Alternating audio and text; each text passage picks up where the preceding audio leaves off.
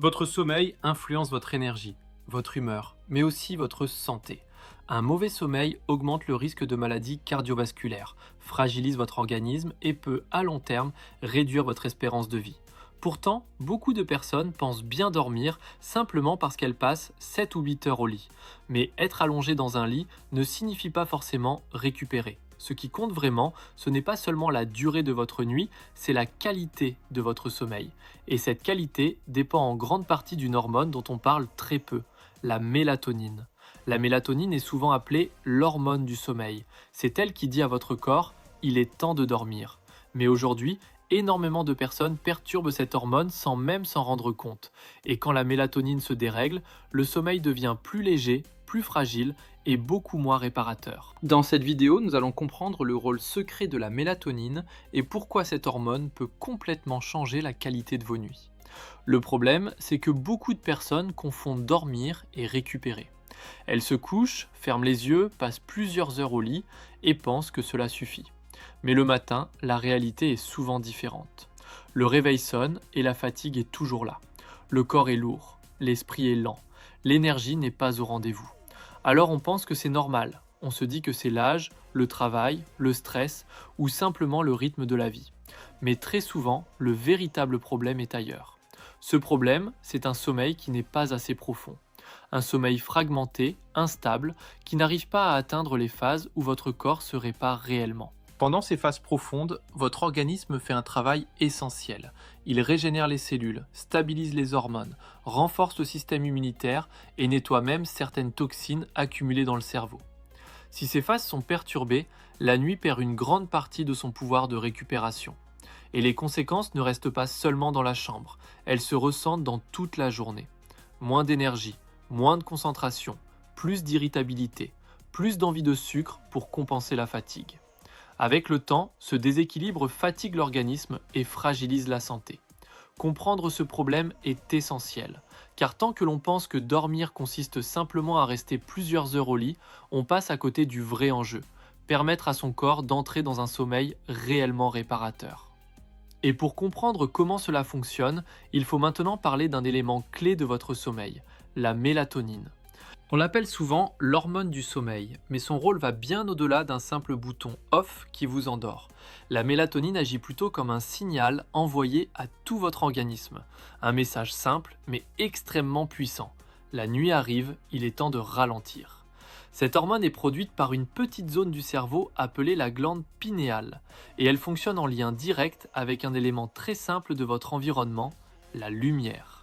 Lorsque la lumière du jour diminue, votre cerveau commence progressivement à produire de la mélatonine. Votre corps comprend alors que la journée se termine. Votre température corporelle baisse légèrement, votre rythme cardiaque ralentit, votre système nerveux se calme. Petit à petit, tout votre organisme se prépare à entrer dans le sommeil. C'est un mécanisme naturel, profondément inscrit dans votre biologie. Pendant des milliers d'années, les êtres humains vivaient au rythme du soleil. Lumière le jour, obscurité la nuit. Le corps savait exactement quand produire la mélatonine. Mais aujourd'hui, ce rythme naturel est souvent perturbé. Et pourtant, quand la mélatonine fonctionne correctement, tout devient plus simple. Vous avez peut-être déjà vécu cette sensation. Après une journée passée à l'extérieur, avec de la lumière naturelle, de l'activité physique, un rythme régulier, le soir arrive et vous sentez votre corps qui se détend naturellement. Les paupières deviennent plus lourdes, l'esprit ralentit, le sommeil vient presque tout seul. Ce n'est pas un hasard, c'est la mélatonine qui fait son travail. Elle agit comme un chef d'orchestre, synchronisant votre horloge biologique et guidant votre corps vers un sommeil plus profond et plus réparateur. Sans elle, le sommeil devient plus fragile. L'endormissement peut prendre plus de temps. Les réveils nocturnes deviennent plus fréquents, la sensation de récupération diminue. Autrement dit, même si vous passez plusieurs heures au lit, votre organisme n'entre pas pleinement dans les phases de sommeil qui permettent réellement de récupérer. Comprendre la mélatonine, c'est comprendre une chose essentielle. Le sommeil ne dépend pas seulement de votre fatigue. Il dépend d'un équilibre biologique précis. Quand cet équilibre est respecté, le sommeil devient naturel, fluide, presque évident. Mais lorsque cet équilibre est perturbé, le sommeil se dérègle, parfois sans que l'on comprenne vraiment pourquoi. Et c'est justement ce que nous allons voir maintenant. Car aujourd'hui, dans notre mode de vie moderne, beaucoup de choses viennent perturber la production de mélatonine. Et le problème, c'est que la plupart des gens ne s'en rendent même pas compte. Pendant des milliers d'années, le fonctionnement du corps humain était simple. La lumière du soleil le jour, l'obscurité la nuit. Le cerveau recevait des signaux très clairs. Quand la nuit tombait, la production de mélatonine augmentait naturellement. Mais aujourd'hui, ce signal naturel est devenu beaucoup plus confus. Le soir, nos maisons sont éclairées, nos écrans brillent, nos téléphones restent dans nos mains jusqu'au dernier moment. Télévision, ordinateur, smartphone, tablette, toutes ces sources de lumière envoient un message très clair à votre cerveau. Il fait encore jour. Et lorsque le cerveau pense qu'il fait encore jour, il ralentit la production de mélatonine.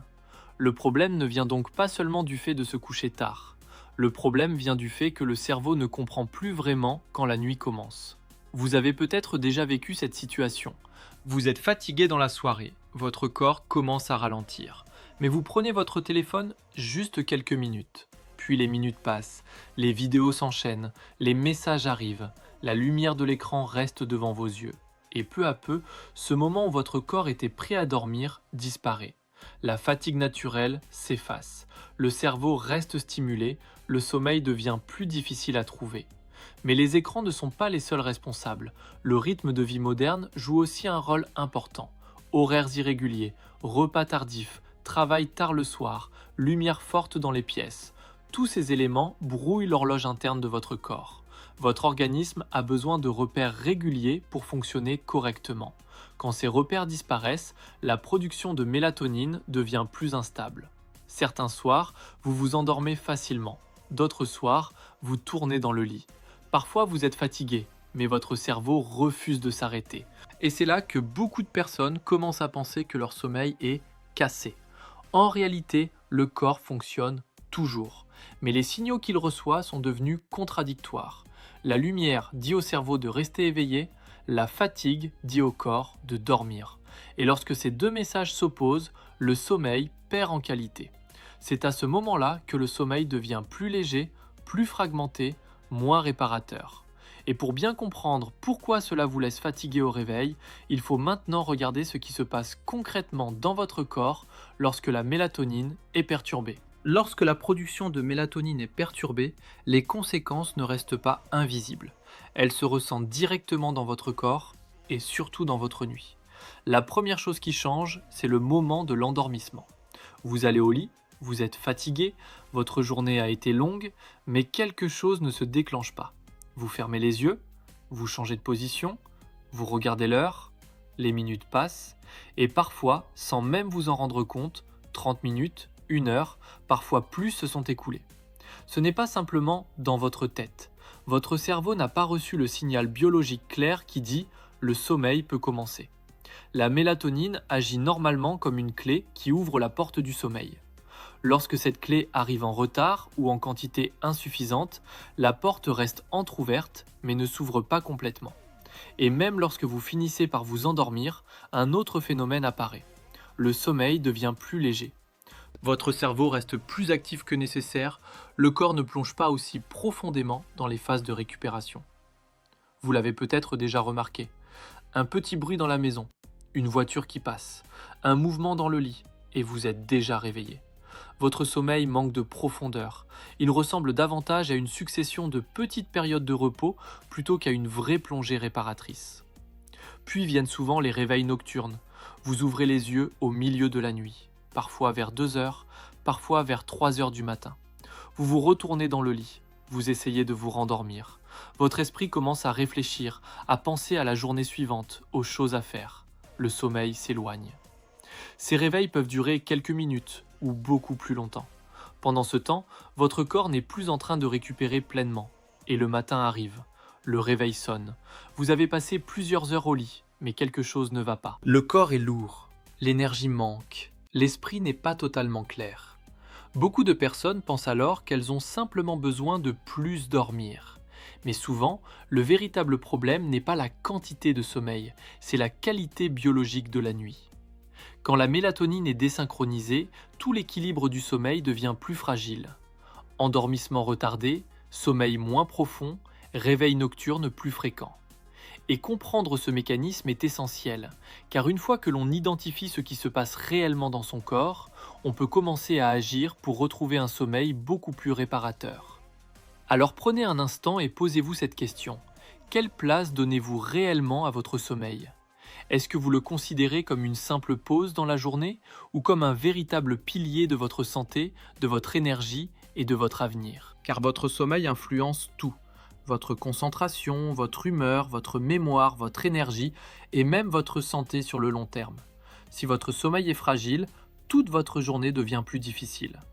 Mais quand votre sommeil devient profond et réparateur, votre vie peut changer bien plus que vous ne l'imaginez. La vraie question est simple, êtes-vous prêt à commencer à en prendre soin? Sur cette chaîne, vous trouverez de nombreuses vidéos pour comprendre votre sommeil et tester des actions simples au quotidien.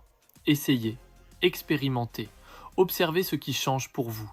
Votre sommeil mérite votre attention. Je vous souhaite une bonne nuit. Peace.